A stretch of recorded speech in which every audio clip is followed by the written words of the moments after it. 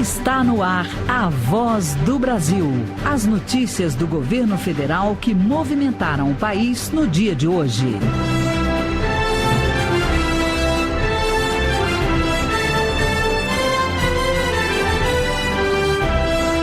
Boa noite.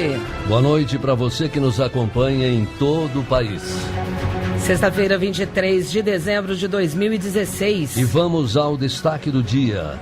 Vai pegar a estrada? Vamos falar ao vivo com a Polícia Rodoviária Federal para saber como está a operação Rodovida nas estradas de todo o país. E você também vai ouvir na Voz do Brasil de hoje. Publicada novas regras que vão facilitar a regularização das propriedades de mais de 150 mil famílias de baixa renda e nas cidades. E no campo também, 750 mil famílias devem receber o título de suas terras. Você vai saber quem tem o saque do FGTS anunciado pelo presidente Michel Temer, João Pedro Neto.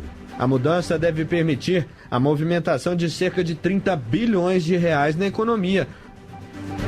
Na apresentação da Voz do Brasil de hoje, Gláucia Gomes e Ayrton Medeiros. E para assistir a gente ao vivo na internet, basta clicar www.voz.gov.br.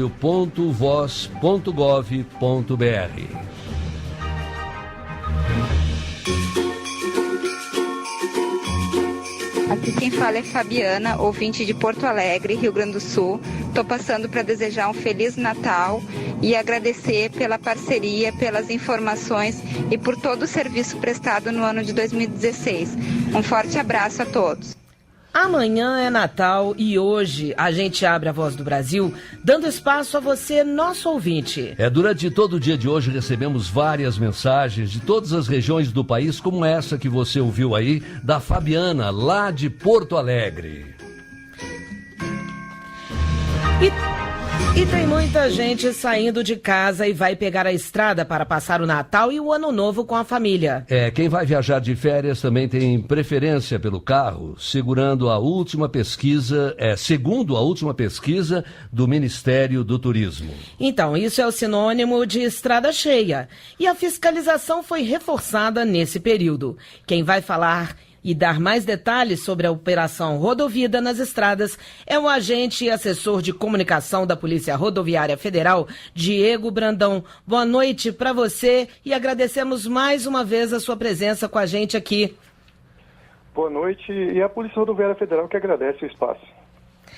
Então, agente Diego, como anda a operação nas estradas até agora? Bom, a Polícia Rodoviária Federal ela reforçou aqueles pontos críticos onde a gente levantou onde tem maior número de acidentes graves, né? Não só pontos críticos, mas horários críticos. Então a fiscalização continua reforçada nesses pontos e também em cima daquelas condutas mais graves ao volante, né? Excesso de velocidade, embriaguez, ultrapassagem indevida, são as condutas mais perigosas. Então a fiscalização também é focada nessas condutas. Agente Diego, muitos motoristas ainda devem sair de casa para passar o Natal com a família. Quais são as dicas aí da Polícia Rodoviária Federal para que a viagem seja realmente tranquila? Bom, a primeira dica é que a viagem não comece agora. A viagem ela tem que começar muito antes de você entrar no carro. Então tem que ter um planejamento, onde você vai rodar, onde é que você vai parar, onde é que você vai parar para fazer as refeições, para descansar, como é que estão as condições do seu veículo, né? Condições de manutenção, pneu, limpador de para-brisa, as luzes, as condições do motor, né? Então a primeira dica é: planeje a sua viagem. Sua viagem tem que começar muito antes da sua entrada no veículo, né? Então essa é a primeira dica essencial para que você tenha uma boa viagem. E nós recebemos aí muitas dúvidas dos nossos ouvintes. Nós vamos ouvir agora o Luiz Henrique, lá de Manaus. Ele tem uma dúvida aí para você. Olá, meu nome é Luiz Henrique, sou de Manaus, Amazonas. As minhas dúvidas são: a partir de que idade as crianças podem andar no banco de trás do carro sem a cadeirinha? E a partir de que idade as crianças podem andar no banco da frente do carro sempre usando cinto de segurança? Essa é uma dúvida muito frequente, é uma ansiedade muito grande das crianças dentro do veículo, né? Principalmente para passar para o banco da frente. Mas é importante lembrar, crianças de 1 a 4 anos na cadeirinha, banco de trás na cadeirinha.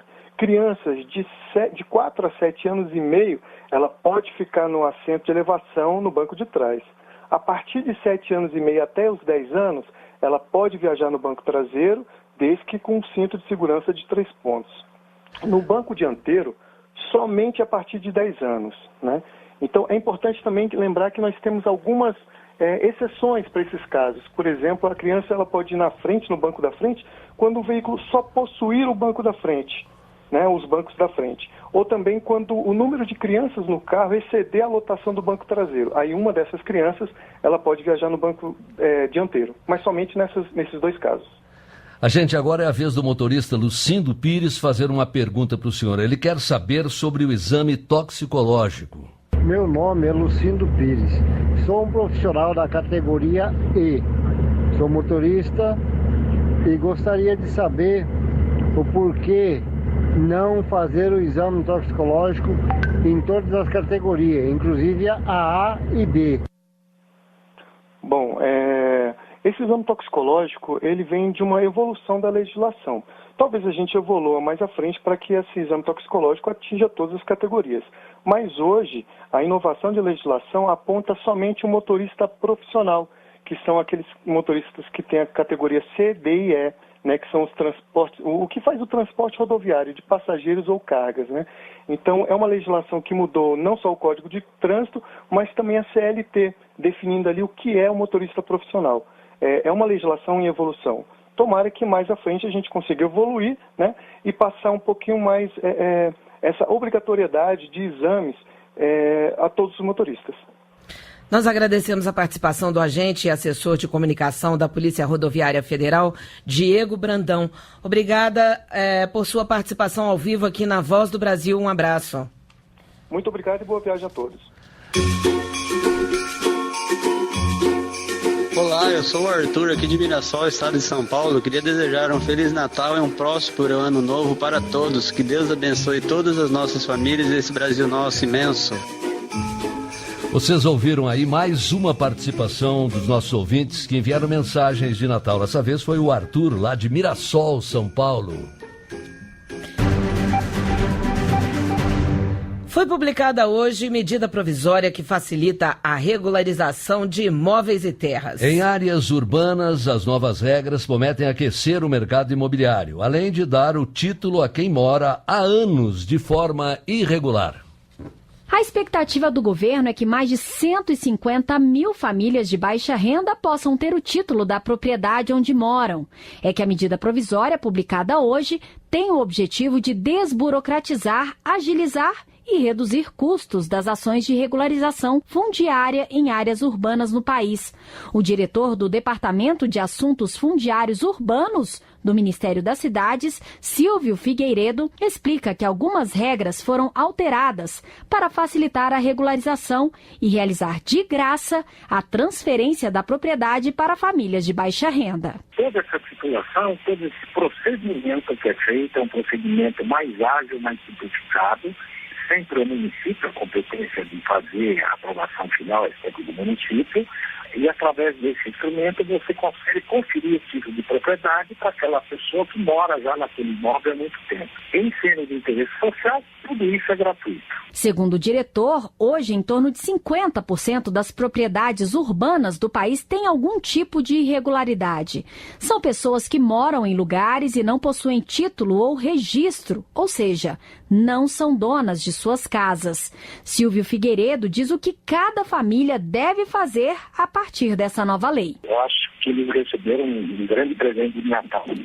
Sem dúvida alguma, isso foi um avanço muito grande desse governo.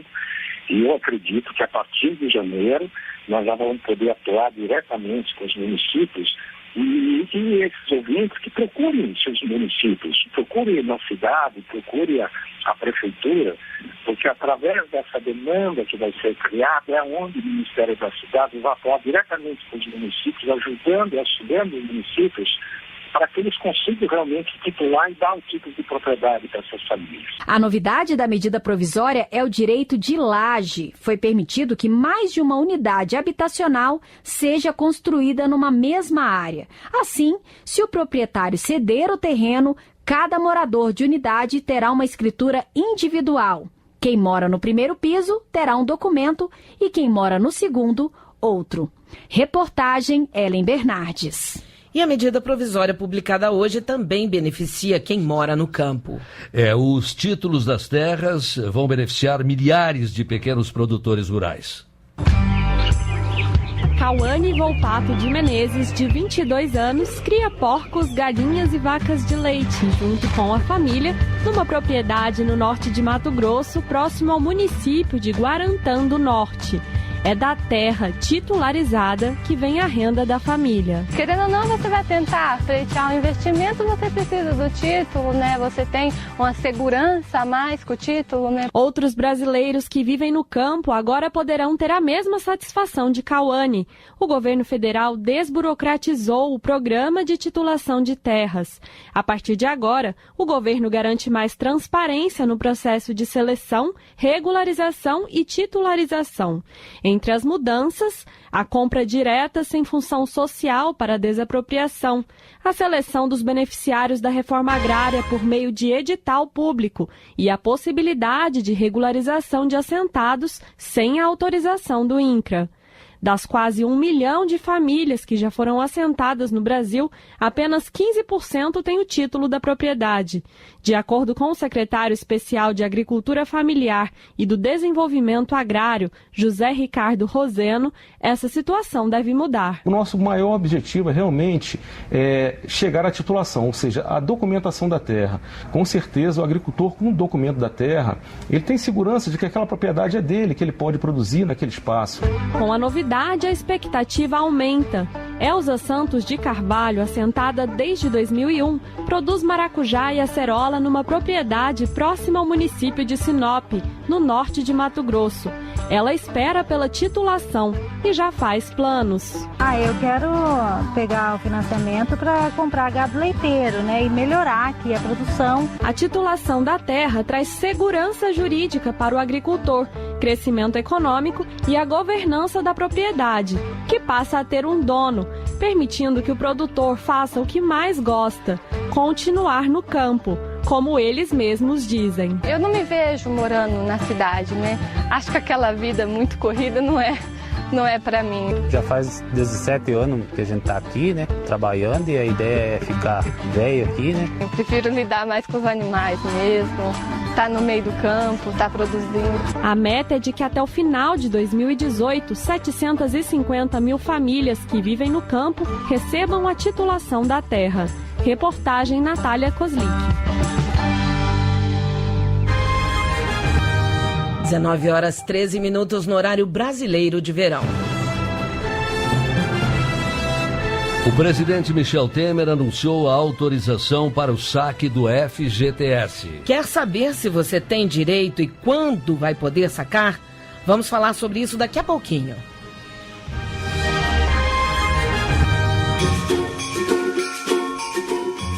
E hoje a gente abre o espaço para os nossos ouvintes que enviaram mensagens de Natal. Já ouvimos Sul e Sudeste. Agora a próxima mensagem vem lá do norte do país.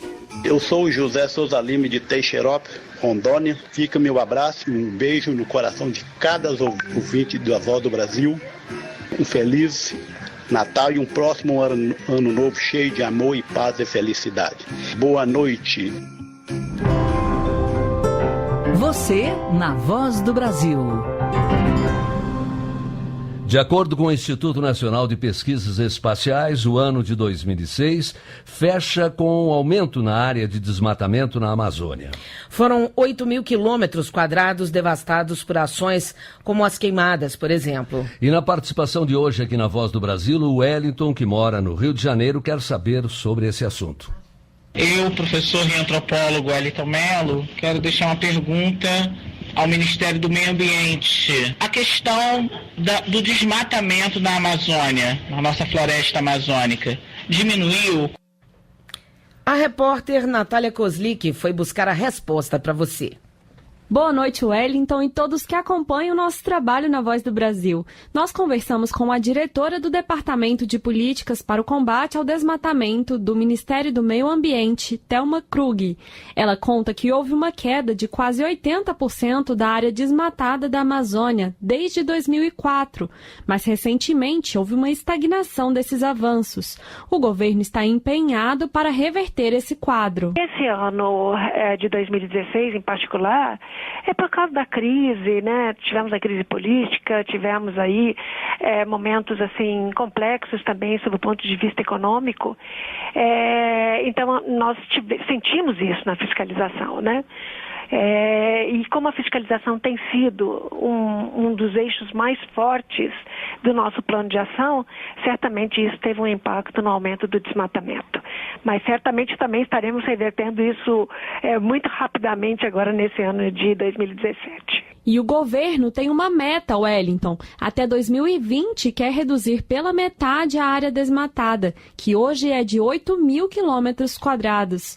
Esse compromisso foi assumido pelo Brasil por meio da Política Nacional sobre Mudança do Clima. Obrigada por participar com a gente. É com vocês aí no estúdio. Obrigado, Natália. E você que tem dúvidas sobre algum programa do governo federal, mande a sua pergunta aqui para a Voz do Brasil. Basta gravar uma mensagem e mandar para o nosso e-mail, voz@ebc.com.br ou pelo WhatsApp 61 998627345. Vou repetir, 61 998627345. Depois a nossa produção vai procurar a resposta para você. Participe! Mais de 370 jovens que trabalharam nas Olimpíadas e Paralimpíadas do Rio de Janeiro receberam a certificação como técnicos na área do esporte. Eles fizeram parte do projeto Jovem Aprendiz do Desporto, um programa do Ministério do Trabalho. Participaram de treinamentos e cursos de capacitação, foram contratados com carteira assinada e receberam um salário. E agora com a experiência vivida e um certificado na mão, muitos deles podem sonhar alto. Para os jovens que trabalharam no maior evento esportivo do mundo, a oportunidade foi mais que ganhar experiência. Jean Carlos, de 21 anos, que o diga. Ele participou do projeto Jovem Aprendiz de Desporto durante os Jogos Olímpicos Rio 2016 e agora recebeu o diploma de técnico na área do esporte. Essa foi a minha primeira experiência de emprego. E com certeza é o emprego dos sonhos de muitas pessoas no mundo inteiro, entende? Para mim foi muito importante ter vivido essa experiência, conheci pessoas novas, fiz novas amizades, conheci culturas diferentes. Foi ótimo para mim. No total, 378 jovens passaram pela mesma experiência de Jean Carlos. O grupo foi contratado para trabalhar nos Parques Olímpicos, tendo contato com diferentes pessoas do mundo e colocando em prática todo o conhecimento adquirido nos cursos de auxiliar de administração esportiva, auxiliar de prática esportiva e auxiliar de organização de eventos esportivos. Tiago de Oliveira conta que aprendeu muito e contou com o apoio dos próprios companheiros do grupo. Foi um grupo fechado, um grupo ali, todo mundo apoiando um ao outro, sempre dando a mão. Quando a gente precisava, a gente estava lá para ajudar. Foi muito especial para mim. Aprendizado que só veio a somar para Cláudia Kathleen, de 20 anos. Sou professora de judô, então eu já queria participar das Olimpíadas. Para mim só somou, eu tive outras experiências em outras áreas. Eu acho importante o governo ter incluído a gente para trabalhar com as Olimpíadas. E eu acho que só tem a somar. Agora é aproveitar a experiência que eu tive na Rio 2016 e levá-la daqui para frente. O programa Jovem Aprendiz de Desporto teve 1.500 inscritos e 450 jovens foram selecionados para o trabalho durante os Jogos Olímpicos e Paralímpicos. Jovens que tiveram a oportunidade de fazer um curso profissionalizante, trabalhar com carteira assinada e ganhar um salário. Aprendizado que deve ficar para a vida inteira. Reportagem Mara Kenup.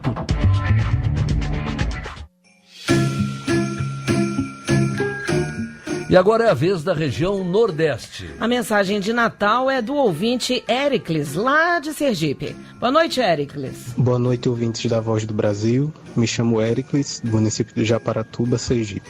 Desejo que neste Natal seja repleto de harmonia e que transforme nossos sonhos em realidade. E parabenizar a Voz do Brasil por aproximar o governo federal da população. E que, com coragem, possamos sair deste momento de crise que tanto abala o país. As datas para sacar o saldo de contas inativas do FGTS vão ser divulgadas em fevereiro. O governo anunciou ontem que todos os trabalhadores vão poder retirar o dinheiro de contas do Fundo de Garantia que não receberam depósitos depois de dezembro de 2015. A medida pode injetar 30 bilhões de reais na economia. Mais dinheiro circulando na economia e um alívio para o orçamento dos trabalhadores. A liberação de saques de contas inativas do FGTS até 31 de dezembro de 2015 vai permitir que mais de 10 milhões de pessoas retirem o saldo das contas do fundo. Muita gente até já sabe o que vai fazer. É bom que a gente pague algumas dívidas que a longo prazo, né? Se a gente tem condição, a gente vai pagar logo. Né? Pagar a dívida, ajeitar minha vida. Estou precisando mudar, tenho que comprar as coisas para uma casa. Investiria em alguma coisa. Agora não compensa gastar, não. É muito sacrifício para gastar agora. Investir em outro lugar que é melhor. Atualmente, o saque do FGTS só pode ser feito em algumas situações, como para a compra da casa própria, na aposentadoria ou quando a pessoa completa 3 anos fora do mercado de trabalho. A mudança deve permitir a movimentação de cerca de 30 bilhões de reais na economia. Para o ministro do Planejamento, Diogo Oliveira, a medida deve ajudar na retomada do crescimento no país. Esse recurso, naturalmente, as pessoas vão utilizar para suas necessidades mais prementes, pagamentos de dívidas, pagamentos de despesas mais importantes. Naturalmente, haverá uma redução da inadimplência no sistema como um todo, o que também melhora as condições de crédito geral da economia. A Caixa Econômica Federal vai divulgar em fevereiro um calendário com as datas para os saques, conforme a data de nascimento do trabalhador. Na avaliação do consultor financeiro Eduardo Melo, a medida vem em boa hora. As pessoas vão poder utilizar esse recurso para recompor a renda, ou seja, para quitação de dívidas, para aquisição de um bem. O professor Alexandre Sampaio, de Brasília, diz que precisa conferir o saldo nas contas do FGTS, mas acredita que o saque é a melhor saída. Para ele, além de ajudar os trabalhadores, a medida é importante para o país. Eu acho que pode ajudar, né? Pode até dar um impulso aí na questão da economia, né? Com relação a botar mais dinheiro em circulação, isso de repente pode melhorar um pouquinho aí, né? O trabalhador pode consultar o extrato completo do FGTS no site da Caixa Econômica Federal, no endereço eletrônico www.caixa.gov.br. É preciso ter o número de identificação social e cadastrar uma senha. Reportagem João Pedro Neto. 19h23 no horário brasileiro de verão.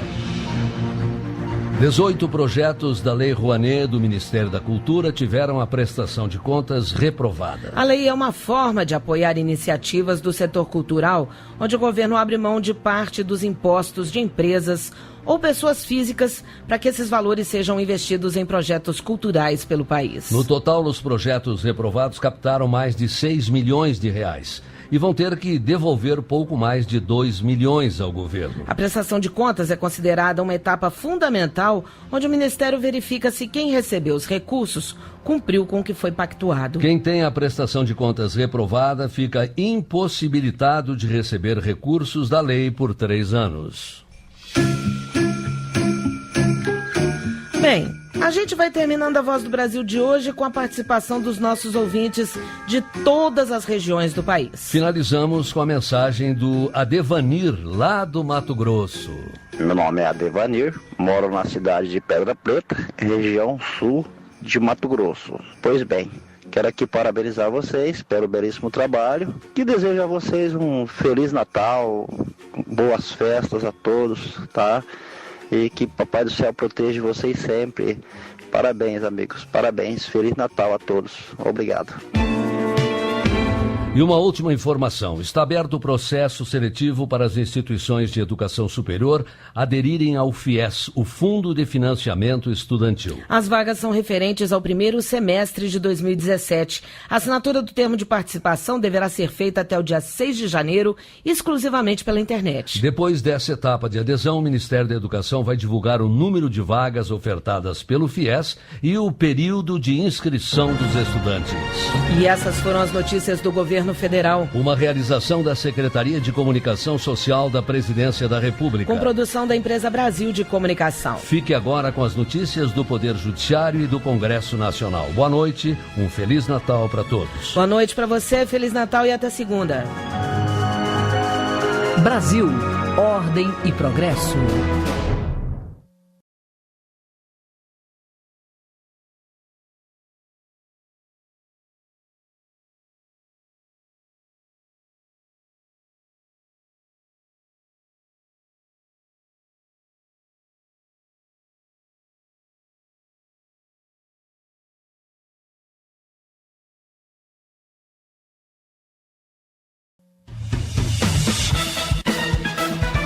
Você vai ouvir agora notícias do Poder Judiciário. Supremo Tribunal Federal solicita informações em ação contra a PEC da reforma da Previdência. Mantida a licença da Companhia Energética de Minas Gerais para operar a hidrelétrica de Miranda. Ministério do Trabalho deve divulgar lista suja do trabalho escravo em até 30 dias. Agora em Brasília, 7h25. Boa noite, eu sou Johnny Luna. Eu sou o Arthur Filho. Presidente do Supremo Tribunal Federal, ministra Carmen Lúcia, solicita informações em ação contra a PEC da reforma da Previdência. O pedido foi encaminhado aos presidentes da República, do Senado Federal e da Câmara dos Deputados. Ricardo Viula. A proposta de emenda à Constituição é alvo de um processo judicial em que um grupo de entidades sindicais defende a suspensão imediata do andamento da PEC até a decisão final do plenário do STF. Entre os pontos questionados estão o aumento da idade mínima da aposentadoria para 65 anos, o fim do tratamento diferenciado entre homens e mulheres e a exigência de 49 anos de tempo de contribuição para o benefício integral. Além disso, a ação pede que a PEC seja submetida à consulta popular via plebiscito ou referendo. Diante da complexidade do tema, a presidente do STF, ministra Carmen Lúcia, adotou o rito previsto em lei que permite ao relator de um processo ouvir os órgãos e as autoridades envolvidas antes de tomar uma decisão. Mantida a licença da Companhia Energética de Minas Gerais para operar a hidrelétrica de Miranda. A concessão venceria hoje. A decisão provisória a favor da CEMIG é da presidência do Superior Tribunal de Justiça, Tiago Gomide. A presidente do Superior Tribunal de Justiça, ministra Laurita Vaz, concedeu liminar para manter a CEMIG Geração e Transmissão no controle da usina hidrelétrica de Miranda, em Minas Gerais. A concessão, que vence em 23 de dezembro, teve a prorrogação negada pelo ministro de Minas e Energia. A defesa entrou com mandado de segurança no STJ e sustentou que a prorrogação por 20 anos estaria prevista no contrato. A ministra Laurita Vaz verificou que o caso requer urgência de uma liminar por existir relevância jurídica nos argumentos da CEMIG e risco de que, em caso de demora, a pretensão não subsista. A primeira sessão ainda vai analisar o mérito do mandado de segurança. A relatora é a ministra Regina Helena Costa.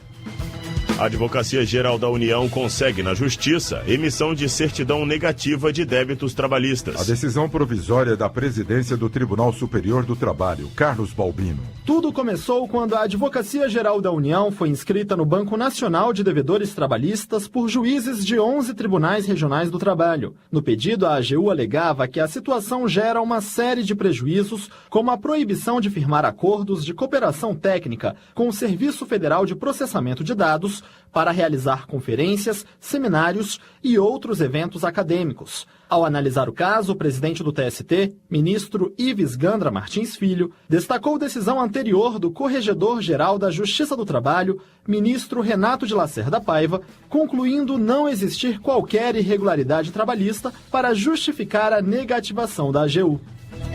A Defensoria Pública de São Paulo conseguiu anular no Superior Tribunal de Justiça a condenação de uma mulher pelo furto de 6 shampoos de uma rede de hipermercados. A decisão cassada da Justiça de São Paulo havia fixado a pena de 2 anos de prisão em regime aberto. A punição foi substituída pela prestação de serviços à comunidade e ao pagamento de um salário mínimo. Ao recorrer ao STJ, a Defensoria Pública Paulista alegou que a mulher possui bons antecedentes criminais. A Defensoria também pediu a aplicação do princípio da insignificância diante da falta de periculosidade do crime. Além disso, a instituição destacou o valor irrisório dos produtos que foram restituídos ao mercado no dia do furto. O Ministério do Trabalho deve divulgar lista suja do trabalho escravo em até 30 dias. A decisão é da Justiça do Trabalho em Brasília, Kirk Moreno. A lista suja contém a relação de empregadores flagrados com mão de obra em situação análoga à de escravidão. Quem for inscrito no cadastro fica proibido de ter acesso ao crédito. Além disso, empresas signatárias do Pacto Nacional pela Erradicação do Trabalho Escravo também aplicam bloqueios e restrições comerciais. Por lei, a lista deve ser atualizada a cada 6 meses. Mas, no caso, o Ministério Público do Trabalho denunciou que a última edição do documento foi divulgada em junho de 2014. Por isso, em caso de descumprimento da decisão judicial, está prevista uma multa diária de R$10 mil. A Justiça Trabalhista agendou ainda uma audiência de conciliação para o próximo dia 24 de janeiro. Você acompanha outras notícias do Poder Judiciário em 104,7 FM para o Distrito Federal e entorno e também pela internet. Acesse www.radiojustiça.jus.br e siga pelo Twitter. twitter.com/radiojustiça. A você, uma boa noite, Feliz Natal. Boa noite e um bom fim de semana. Notícias do Poder Judiciário, uma produção da Rádio Justiça, Supremo Tribunal Federal.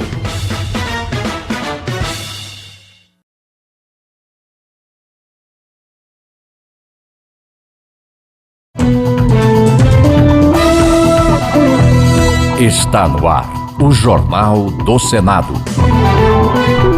Ana Amélia defende que governo divulgue na internet informações sobre quem recebe benefícios sociais. Legalizar jogos de azar vai garantir dinheiro novo para o país, diz Fernando Bezerra, mas Randolfo Rodrigues discorda. Renan Calheiros espera que Câmara vote logo projetos que acabam com os supersalários no serviço público. Estes são os destaques de hoje do Jornal do Senado, que começa agora. Boa noite. Boa noite. O brasileiro quer ver na internet as informações sobre quem recebe benefícios do governo. É o que revela a pesquisa do Data Senado, em que 80% dos entrevistados concordam com a divulgação dos dados proposta pela senadora gaúcha Ana Amélia. Detalhes com a repórter Yara Farias Borges. A obrigatoriedade de divulgar na internet todos os nomes de beneficiários de programas sociais da União, dos estados e dos municípios, assim como os valores recebidos, é prevista em projeto de lei da senadora Ana Amélia, do PP Gaúcho. A intenção da senadora é evitar abusos e fraudes em programas sociais importantes, como, por exemplo, o Bolsa Família. Só em 2013 e 2014, ressaltou a senadora, o Ministério Público detectou problemas em cerca de 1.400.000 beneficiários do programa, que pagou 2,5 bilhões em benefícios irregulares. Segundo o Ministério Público, foram incluídos no programa Bolsa Família empresários, servidores públicos e doadores de campanhas. O Ministério Público também detectou saques no Bolsa Família feitos por pessoas mortas, sem CPF ou ainda com vários CPFs vinculados ao mesmo número de inscrição social. Na avaliação da senadora Ana Amélia, a proposta vai impedir esses abusos que podem comprometer o atendimento das pessoas que realmente precisam dos benefícios. Aí não haverá mais dinheiro jogado pelo ralo. E não haverá também uso político-eleitoral de um programa de alto alcance social, como aconteceu em relação ao Bolsa Família. Nós queremos preservar este programa. A pesquisa do Data Senado foi realizada entre 16 de novembro e 16 de dezembro de 2016 e ouviu 1.944 pessoas. Dos que apoiam a proposta, 90% deles concordam com a divulgação, além do nome, do valor do benefício recebido do governo, e 75% deles acreditam que a divulgação dos dados vai evitar desvios na aplicação dos recursos públicos. A proposta está em exame na CCJ, a Comissão de Constituição e Justiça e Cidadania. O senador Fernando Bezerra, do PSB de Pernambuco, defende projeto que legaliza os jogos de azar e alega que isso vai pôr fim à clandestinidade com que esses jogos são operados hoje no Brasil. A proposta esteve na pauta de votações do Senado no dia 14 de dezembro, mas o plenário decidiu encaminhá-la para exame da Comissão de Constituição e Justiça. Segundo Fernando Bezerra Coelho, a legalização de cassinos, bingos e outros jogos de azar garantiria uma importante fonte de recursos para o país. Ele também explicou que, pelo projeto em estudo no Senado, o dinheiro obtido com a outorga dos cassinos, por exemplo, teria destinação social. Todos os recursos de outorga serão destinados para a saúde pública. Todos os recursos das operações vão ser destinados para a Seguridade Social, para o Fundo Penitenciário, para a Polícia Federal se modernizar, se aparelhar e ter instrumentos de coibir as práticas de atividades ilícitas. Já o senador Randolfo Rodrigues, da Rede Sustentabilidade do Amapá, prevê que legalizar os jogos de azar não trará benefícios para o país, como alegam os defensores da proposta. Ele disse que essa legalização não vai gerar receitas novas e prejudicará principalmente a classe média e os mais pobres, que perderiam seu dinheiro tentando a sorte nos jogos de azar. Além disso, haverá aumento das atividades ilícitas e dos gastos com saúde pública, explicou Randolfo Rodrigues. Via de regra, na maioria dos países, a instituição de cassinos, a legalização de jogo, trouxe aumento do consumo de drogas, aumento do tráfico, aumento de malefícios e, principalmente, ampliação do problema nos sistemas de saúde público, porque teve que ampliar a rede de atendimento e de tratamento no sistema de saúde público para combater um dos piores males do século, que é o mal do vício. A senadora Lúcia Vânia, do PSB de Goiás, considera importante para o país a proposta aprovada este ano pelo Senado, que acaba com coligações em eleições proporcionais e institui a chamada cláusula de barreira. Pela proposta, o partido terá que ter no mínimo 3% dos votos válidos em 14 estados para ter direito à estrutura própria no legislativo, participar do fundo partidário e ter tempo no rádio e na televisão. Na avaliação de Lúcia Vânia, isso vai separar o joio do trigo e combater a existência das legendas de aluguel. Ou seja, trata-se de medida de redução e racionalização dos gastos públicos que responde a uma demanda de toda a sociedade brasileira. A proposta complementa e reforça os instrumentos de fidelidade partidária necessárias para fortalecer os partidos, para evitar distorções e para desestimular o personalismo e o caudilismo. Os 3 projetos do Senado que visam acabar com supersalários no serviço público e que foram aprovados na semana passada já estão na Câmara dos Deputados. As propostas objetivam garantir que ninguém receba mais que os ministros do Supremo Tribunal Federal, que hoje têm um salário de R$ 33.700. Desrespeitar esse teto será considerado crime, como determina um dos projetos. Mais informações com o repórter Roberto Fragoso. Um dos projetos esclarece que tipo de pagamentos devem ficar dentro do teto: salários, gratificações, horas extras, adicional noturno e auxílios moradia, educação e creche. Podem extrapolar o teto apenas pagamentos com caráter indenizatório, como diárias, auxílio transporte e alimentação e ajuda de custo por mudança de sede a pedido da administração pública, além de abono de permanência em serviço. As outras propostas tornam crime de improbidade administrativa o pagamento acima do teto e prevêem divulgação irrestrita dos salários dos servidores. O senador Renan Calheiros destacou que as propostas vão acabar com brechas que permitem hoje que alguns servidores ganhem muito acima do teto constitucional. Nós estabelecemos regras para evolução do gasto público, mas também aprovamos leis para acabar com os supersalários. Isso é muito importante, porque não tem sentido num país desigual como o Brasil que pessoas continuem ganhando 50, 60, 90, 100, 150 até 200 mil reais por mês. Isso é um assinte que não pode continuar a acontecer no Brasil. O presidente do Senado disse ainda que fez um pedido para que a Câmara vote rapidamente o fim dos supersalários. Essas matérias foram aprovadas no Senado Federal e nós comunicamos aos deputados que elas estavam já tramitando na Câmara dos Deputados. E a receptividade foi muito grande. Todas as pesquisas de opinião que são realizadas no Brasil, elas estabelecem com uma grande diferença de que o povo brasileiro não quer conviver com essa monstruosidade chamada supersalário com dinheiro público. A proposta que define quais pagamentos devem ficar dentro do teto já foi recebida pela Câmara dos Deputados. Jornal do Senado, redação e edição Alexandre Campos, Larissa Bortoni, Luciomar Rodrigues, Maurício Desante e Paulo César Lopes. Áudio Eliseu Caires. Apresentação Ricardo Nacaoca e Rita Zumba. Produção Rádio Senado sob a direção de Ivan Godoy. Direção da Secretaria de Comunicação Social, Virgínia Malheiros Galvez. O Jornal do Senado fica por aqui. Acompanhe agora as notícias do Tribunal de Contas da União e da Câmara dos Deputados. Boa noite e um Feliz Natal. Boa noite e um Feliz Natal.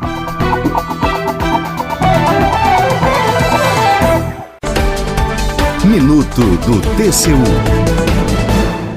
O Tribunal de Contas da União consolidou fiscalizações realizadas nos comitês Olímpico e Paralímpico Brasileiro e em outras 11 confederações do esporte nacional. As auditorias avaliaram a aplicação dos recursos da Lei Agnello-Piva, que prevê o repasse de 2,7% da arrecadação das loterias federais para o incentivo ao esporte no país. Foram constatadas falhas como inconsistência em processos de aquisições, falta de transparência de entidades beneficiadas e pagamento de salários em valores até 400% acima do limite. O TCU determinou aos comitês que se adequem às normas aplicáveis à celebração de parcerias e convênios com a União e fez recomendações ao Ministério do Esporte. O ministro Vital do Rego é o relator dos processos. TCU, fiscalização a serviço da sociedade.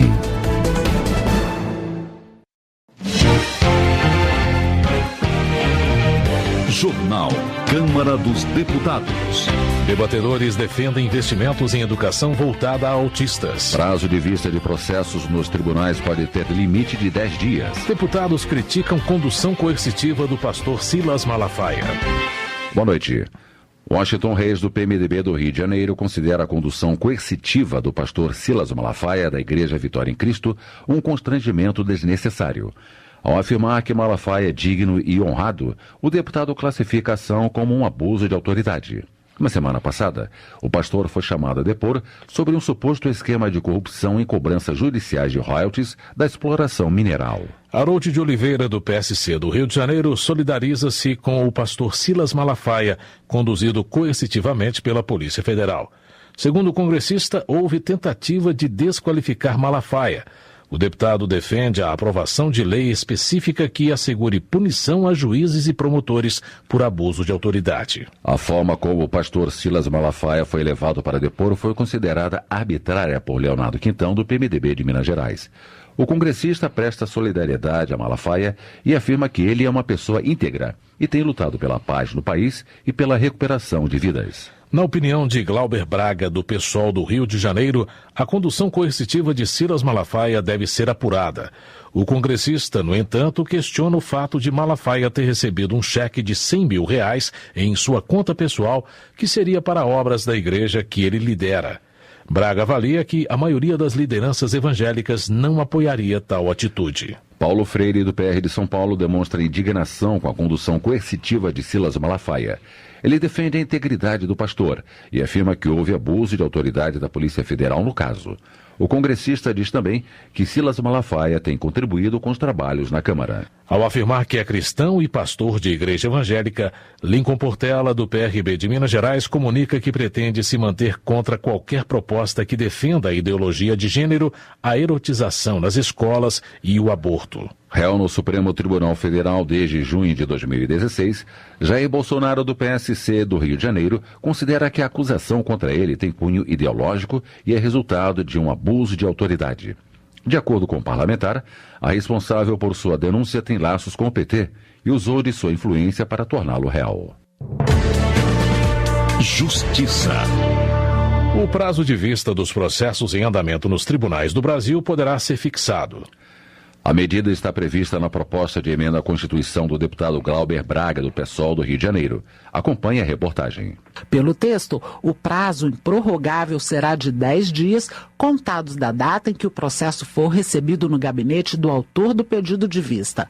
Após esse prazo, todos os processos para julgamento no colegiado serão adiados até que o processo que teve vista retorne a julgamento. Não entram na regra os mandados de segurança e os habeas corpus, que precisam ser decididos com urgência. O deputado Glauber Braga lembrou um estudo da Fundação Getúlio Vargas que aponta como um dos fatores para a demora na tramitação dos processos dos tribunais a não respeitabilidade dos prazos estabelecidos, principalmente no que se refere ao pedido de vista. Hoje, esse prazo é atribuído pelos regimentos internos de cada tribunal.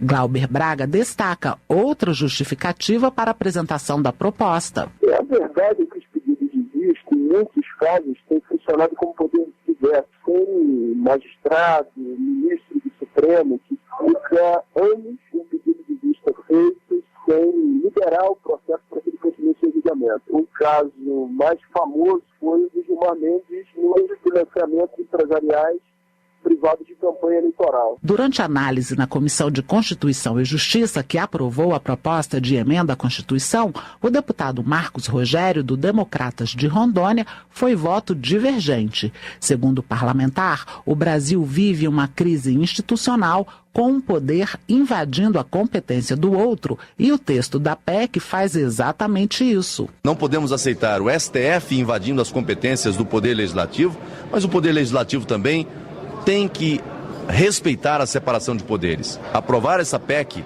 nos termos em que ela se encontra, significa justamente invadir a prerrogativa do Supremo. Eu acho que nós não podemos legislar para criar regras que são de cunho interno do Supremo Tribunal Federal. De acordo com o levantamento feito pelo Superior Tribunal de Justiça, anualmente o total de pedidos de vista é maior do que os retornos de processos. Nos últimos 6 anos, 6.080 pedidos de vista foram feitos, mas 1.467 foram engavetados e não foram apresentados novamente para julgamento. Deste número, 95% já extrapolam o prazo regimental. A PEC, que estabelece 10 dias como prazo limite de pedido de vista nos tribunais, aguarda a criação de uma comissão especial para analisar o mérito da proposta. Depois, ela precisa ser aprovada em 2 turnos pelo plenário. Da Rádio Câmara de Brasília, Idelene Macedo. Fatos do Parlamento, opinião de especialistas, campanhas de utilidade pública, tendências. Rádio Câmara, conteúdo com credibilidade. Ouça, baixe, utilize. Acesse radio.câmara.leg.br e use o nosso material. Política. Arnaldo Jordi, do PPS do Pará, critica o ministro do Supremo Tribunal Federal, Gilmar Mendes, que teria insinuado que nem toda prática de Caixa 2 é crime. Para o deputado, comentários dessa natureza estão na contramão da expectativa do brasileiro de passar as instituições a limpo e de combater a impunidade e a corrupção. Zé Geraldo, do PT do Pará, considera o governo Temer machista. Segundo ele, além de não nomear mulheres para os ministérios, não existe recorte de gênero na proposta de reforma da Previdência. O deputado ressalta que todos os países sugerem uma diferença, como em Cuba, onde a mulher se aposenta aos 58 anos e o homem aos 62. O congressista também comenta o episódio entre o Supremo Tribunal Federal e o Senado no caso da decisão pelo afastamento do presidente da Casa Revisora, Renan Calheiros. Ele cita uma colunista política que considerou um erro um ministro do Supremo pedir o afastamento do presidente de um poder. A decisão foi revertida pelo Pleno do STF. João Fernando Coutinho, do PSB de Pernambuco, registra a diplomação de diversos prefeitos de cidades da Zona da Mata Sul Pernambucana, como Maraial, Jaqueira, Belém de Maria e Chechel. O deputado informa que prestigiou as cerimônias. Economia. A Câmara aprovou o projeto que renegocia as dívidas dos estados e do Distrito Federal com a União. Alberto Fraga, do Democratas do DF, elogiou a mobilização dos parlamentares que, segundo ele, firmaram um acordo para retirar as partes mais polêmicas da proposta. Cabo Sabino do PR do Ceará elogia a retirada do artigo do projeto de renegociação da dívida dos estados, que tratava do financiamento do programa de desligamento voluntário de pessoal. A matéria foi aprovada na Câmara e já seguiu para a sanção presidencial. Carmen Zanotto, do PPS de Santa Catarina, avalia que houve um grande avanço no projeto de renegociação da dívida dos estados. Ela considera que a aprovação vai ajudar os estados a resolverem suas dívidas e garantir a folha de pagamento dos trabalhadores públicos estaduais. O governo federal editou medida provisória para dividir os recursos da multa obtida com a repatriação de recursos enviados ilegalmente ao exterior. José Nunes, do PSD da Bahia, lamenta que a medida deixe para 1º de janeiro o crédito para estados. Na opinião do deputado, a data prejudica aqueles que fizeram suas contas para fechar o ano dentro da Lei de Responsabilidade Fiscal. Estados e municípios passam por forte crise financeira e buscam acordos com a União. Toninho Pinheiro, do PP Mineiro, lembra que a Câmara aprovou a concessão de benefícios aos estados, mas ainda não definiu a situação das cidades endividadas. O parlamentar pede ao governo federal que os municípios recebam os recursos da repatriação. O estado do Paraná fez a lição de casa. A avaliação é de Sandro Alex, do PSD, ao informar que o governo estadual cumpriu com a obrigação de manter os salários em dia, com ganho real para o funcionalismo, além de anunciar investimentos aos municípios paranenses para o início de janeiro. Nilton Tato, do PT de São Paulo, defende que a reforma da Previdência do governo federal seja rejeitada. Apesar de reconhecer o aumento da expectativa de vida no país, ele argumenta que a idade mínima de 65 anos para a aposentadoria vai prejudicar os mais pobres, que vivem menos. Agricultura. O governo brasileiro, por meio da Embrapa, firmou o entendimento inicial para a troca de tecnologia e intensificação do comércio com o Instituto Volcani, ligado ao governo de Israel. Celso Maldaner, do PMDB de Santa Catarina, lembra que o acordo inclui piscicultura e o fornecimento de carnes in natura não congeladas com tecnologia para permitir o transporte e a distribuição. Celso Maldaner informou também que representantes do Ministério da Agricultura lacraram em Chapecó, Santa Catarina, a primeira carga exportada. Isso depois de instalado o projeto piloto de operador econômico autorizado com a Receita Federal. O parlamentar explica que o sistema é um processo de exportação e importação de mercadorias agropecuárias que reduz a burocracia. Desenvolvimento regional. Várias frentes sociais do Rio Grande do Sul estão mobilizadas contra a intenção do governo gaúcho de privatizar a Companhia Estadual de Energia Elétrica. Para Marcon, do PT, a medida representa o desmonte do Estado e a intenção do governo de acabar com o patrimônio público. O governo do Amapá inaugurou a Ponte Washington Elias dos Santos, que interliga Macapá até o sul do estado. Roberto Góes, do PDT, comemora a construção da ponte que, segundo ele, vai facilitar a chegada de mais investimentos aos municípios da região. Lei estadual impede ao Rio de Janeiro de conceder, pelo período de 2 anos, incentivos fiscais às empresas. Simão Cecim, do PP, critica a matéria e alerta para o risco de diversas companhias saírem do Estado. O deputado lembra que nos últimos anos, mais de 100 mil empregos foram criados graças aos incentivos fiscais. Educação. Em audiência na Câmara, debatedores concluíram que o Brasil precisa investir mais em educação voltada para as pessoas com autismo de todas as idades, a fim de que elas sejam incluídas no mercado de trabalho. Parlamentares e representantes de movimentos de defesa dos autistas afirmaram que hoje os adultos com o transtorno sofrem com a negligência do Estado. Ouça mais detalhes na reportagem. Para discutir o assunto, a Comissão de Defesa dos Direitos das Pessoas com Deficiência, que promoveu o debate, poderá criar no próximo ano uma subcomissão específica. Esse grupo se encarregaria de discutir o cumprimento da Lei Berenice Piana, que trata da proteção dos autistas, da escola em tempo integral para essas pessoas e de sua inclusão no mercado de trabalho. Foi o que informou a deputada Carmen Zanotto, do PPS de Santa Catarina, uma dos parlamentares que sugeriram a audiência.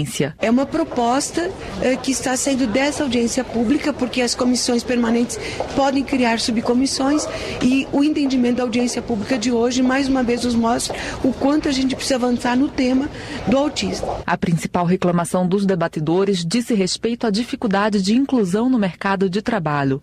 Cláudia Moraes, do Movimento Orgulho Autista Brasil, lembrou que os atuais adultos autistas muitas vezes foram recusados na escola porque não havia leis inclusivas inclusivas. Meu filho, por exemplo, ele passou por várias escolas que o recusaram por causa do autismo. Aí foram para as escolas especializadas, tiveram atendimentos, mas não tiveram formação para o trabalho. O cartunista autista Rodrigo Tramonte é um exemplo de quem enfrentou dificuldade para se firmar profissionalmente. As principais dificuldades são as de interação social, comunicação.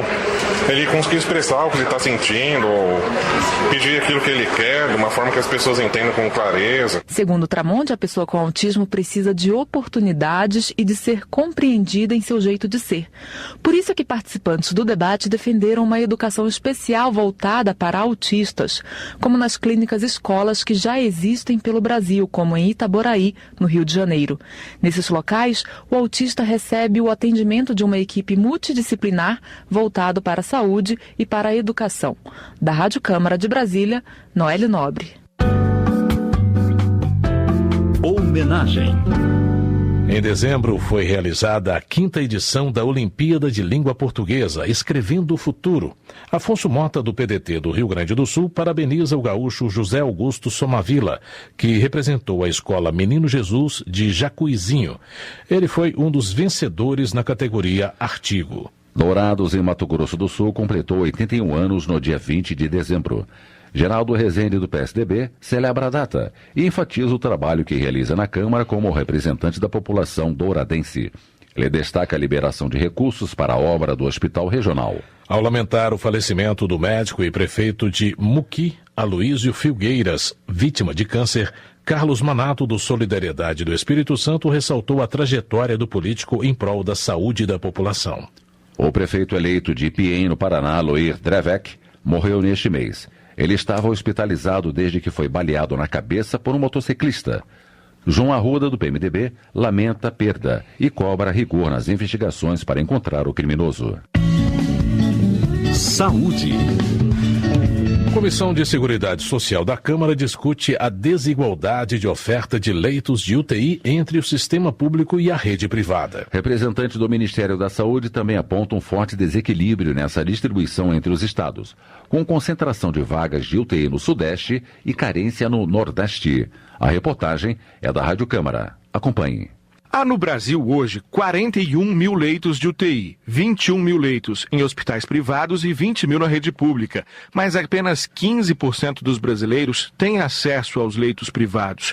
E essa desigualdade levou o deputado Silas Freire, do PR do Piauí, a propor um debate específico sobre as unidades de terapia intensiva na Comissão de Seguridade Social, responsável pelos temas ligados à saúde. Esse é um assunto, esse é um tema que aflige a todos. Você imaginou você chegar no hospital sabendo que o teu ente querido pode ter uma chance de sobreviver e você receber uma resposta que não tem uma vaga na UTI, sendo que lá no hospital privado está sobrando vagas e no hospital público não. Você ver a tua mãe e o teu pai morrer por falta de UTI, você se sentir impotente, esse é o sentimento que você vai levar para o resto da sua vida. O representante do Ministério da Saúde na audiência pública lembra que há também uma enorme desigualdade regional com a concentração das UTIs na região Sudeste e muita carência na região Nordeste, especialmente na Bahia. E diante da falta generalizada de verbas, Luiz Edgar Leão diz que o caminho é ser mais criterioso no repasse dos recursos. O ministro tem demandado que possamos trabalhar através de diretrizes e de melhor regulamentação para que chegue o recurso até a ponta da melhor forma, para que não haja nenhum tipo de desvio ou de divergência. Passamos também pela judicialização. Existe uma judicialização que em alguns estados, elas estão mais fortemente acontecendo. O que acontece? O gestor de UTI, ele fica entre escolher o paciente ou acatar o mandato judicial. A judicialização também foi tema da audiência, com muitas reclamações dos gestores sobre como os mandados judiciais podem prejudicar um conjunto maior de pacientes do que os que beneficiam. O Ministério da Saúde promete uma nova regulamentação que facilite o gerenciamento dos leitos e deixe mais claros os critérios técnicos de atendimento dos pacientes. Também se quer aumentar o número de leitos intermediários, mais baratos que UTIs, porém com mais tecnologia que leitos comuns. Para o representante da Associação Nacional dos Hospitais Privados, Guilherme Schettino, a qualificação das equipes também pode melhorar a situação das UTIs. Um bom time, um time treinado, um time trabalhando realmente em equipe, faz uma grande diferença, abreviando o tempo de internação na UTI e com isso liberando leitos para serem utilizados por outros pacientes. Os deputados envolvidos com o tema pretendem retornar em 2017 à mobilização para garantir mais acesso da população às unidades de terapia intensiva. Da Rádio Câmara de Brasília, Lincoln Macário. Ao elogiar o governo federal por liberar recursos para a área da saúde, Rodrigo Martins, do PSB do Piauí, registra que cerca de R$1.400.000 foram destinados para equipar uma unidade de pronto atendimento na Zona Sul de Teresina, beneficiando a população mais carente. Esporte. A notícia de que o Paysandu do Pará está fora da Copa Sul-Americana do ano que vem, mesmo tendo conquistado o direito de disputar a competição, é criticada por Arnaldo Jordi do PPS. Ele informa que o clube vai recorrer. Segurança Pública. Mauro Pereira, do PMDB, agradece à Brigada Militar do Rio Grande do Sul pelo trabalho de proteção ao patrimônio público. O parlamentar ressalta que, mesmo com salários pagos de forma parcelada devido à crise econômica, os servidores demonstram profissionalismo e seriedade na realização das atividades. Tramita na Câmara a proposta que regulamenta o uso de arma de fogo no meio rural. Autor da matéria, Afonso Ram, do PP do Rio Grande do Sul, argumenta que assaltos nas áreas rurais são comuns e que o porte de arma para agricultores pode inibir a ação dos criminosos. Termina aqui o Jornal Câmara dos Deputados. A você, uma ótima noite e Feliz Natal. Boa noite a todos, bom final de semana. A Voz do Brasil volta segunda-feira. Voz do Brasil. De segunda a sexta, às 19 horas. Boa noite.